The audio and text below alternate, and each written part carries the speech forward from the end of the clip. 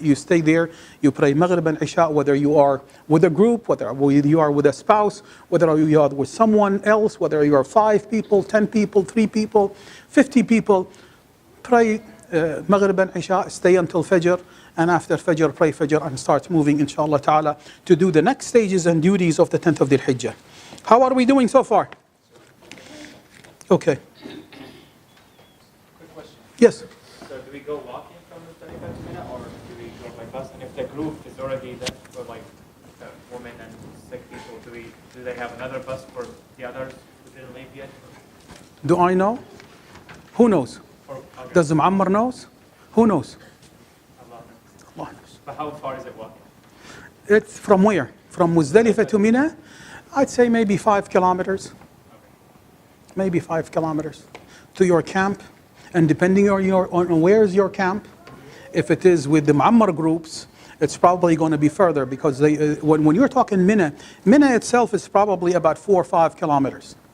So if you're in the American sections, it's probably 5 kilometers, because it's closer to what? To the Muzdalifa plateau. If you are with the Muammar's group, which is in the Arab camps closer to the Jamarat area, you're going to walk another 4 kilometers. So you have a good distance to go to the Jamarat area. So there is a good distance. So only Allah knows. Are you going to be walking? Are you going to be riding? There is many different options. Only Allah subhanahu wa ta'ala knows. No one knows. Not even Muammar would know at this stage. Okay? Now, we are flipping now to what? To the activities of the 10th of Dhul Hijjah, which is the day of slaughter. Day of the slaughter means Yawmun Nahri. And it is called the day of the slaughter because we are doing the Hadi. You are doing the Hadi. Okay?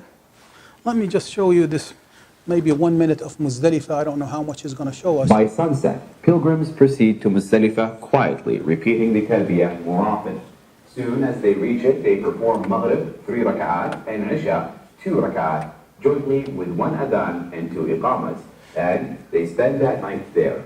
Weaklings of women and children or aged may move into Mina before Fajr. After performing Fajr prayer, pilgrims proceed to Al-Mash'ar al-Haram, if possible, or remain in These people are praying. where the Prophet Muhammad sallallahu alayhi wa sallam. This is Mash'ar al-Haram. I have halted here, and all of It's basically in its location a mosque. One should face the Qibla and recite Tahleel, Takbir, and supplicate, and then move on to Mina before sunrise. They are pick 7 stones, a little bigger than a pea, to cast on the Jabal al-Aqaba, reciting the Talbiyah and remembering Allah much. Labbaik Allahumma labbaik, labbaik la sharika laka labbaik, inna al-hamda wa ni'mata laka wal mulk, la sharika laka. okay.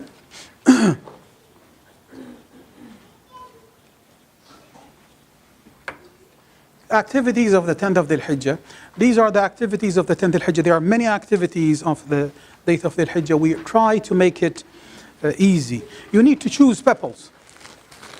Pebbles are a little bit bigger than a chickpea. It's about the size of a hazelnut.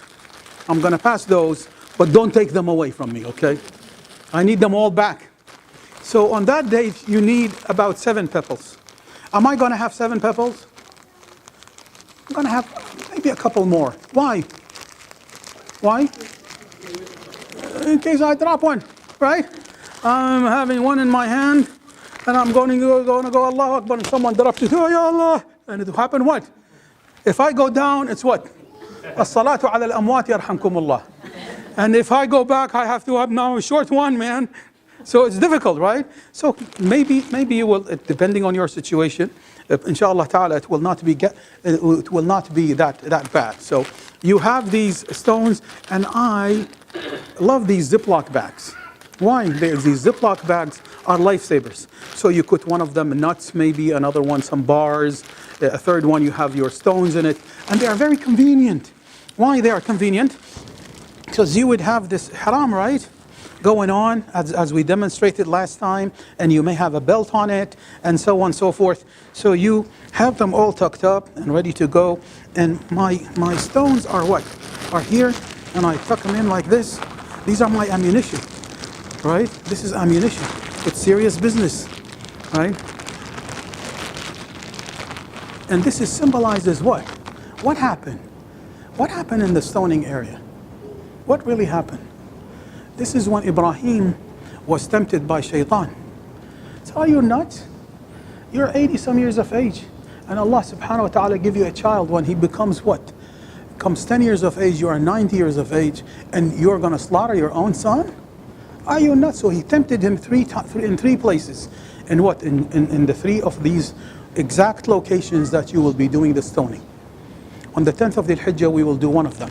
So you have the stones right here. Your hands are what? Are free to shield and protect what? Your chest, inshallah ta'ala. And nowadays, the congestion is not around the Jamarat area. It's the mile or so before coming to the Jamarat. People would walk almost chest to chest and doing what?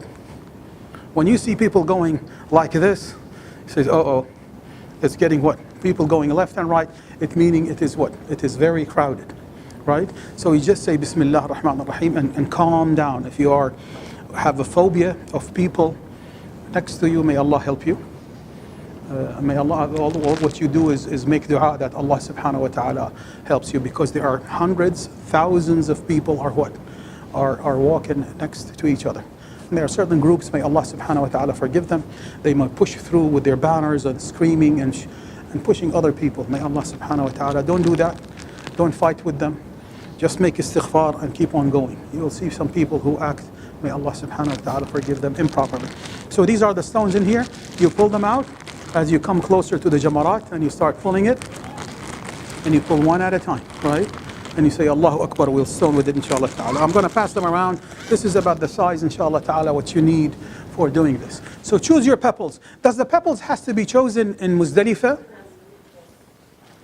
Does it, yes? Could it be, has to be chosen in Muzdalifa? Does it have to be chosen in Mina? 7 Muzdalifa.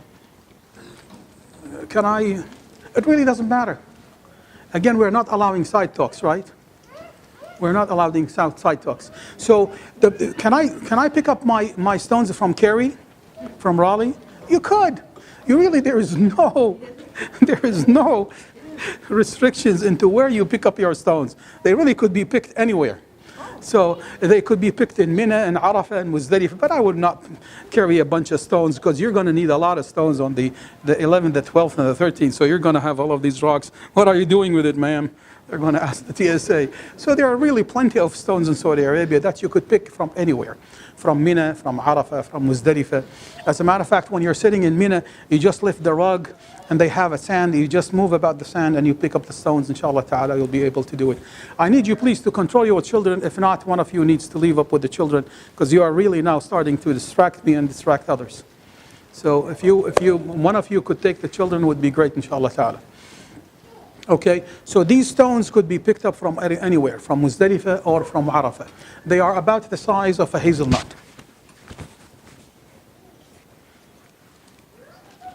Okay, on the 10th of the Hijjah, if you would, we are only stoning the last Jamara. So we're skipping the first one, As-Sughra. We're skipping the second one, Al-Wusta. And we are only stoning the last one, Jamratul Aqaba. 7 stones. Again, I take a couple. You don't need to pick another 7. So a couple just in case you lose 1 or 2.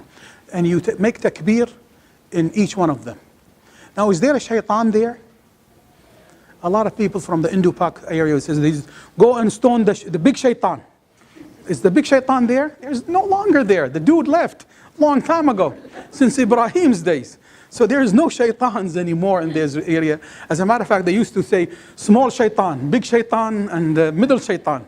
So there's really no shaitan in there, but these are the exact locations where Ibrahim was tempted to slaughter his own, not to slaughter his own son.